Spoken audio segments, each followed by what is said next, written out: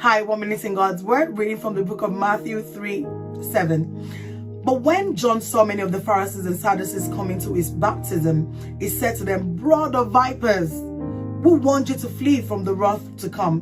Therefore bear fruit worthy of repentance, and do not think to say to yourself, we have Abraham as our father." This was the sense of entitlement that the Pharisees and the Sadducees had.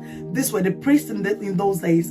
And John the Baptist had the audacity to tell them, don't think because you grew up in the house of God, do not for one think because you are the seeds of Abraham, then you automatically saved. A lot of people grew up in the house of God and just assumed that, okay, well, I've been in church all my life, then I'm saved. No, you need Jesus. The Bible says that God made Jesus that knew no sin to become sin for you and I, so that we might be saved. We can become the righteousness of God in Christ Jesus. Your sense of entitlement, your fruitfulness should be of repentance and should be ascribed to Jesus and Jesus alone.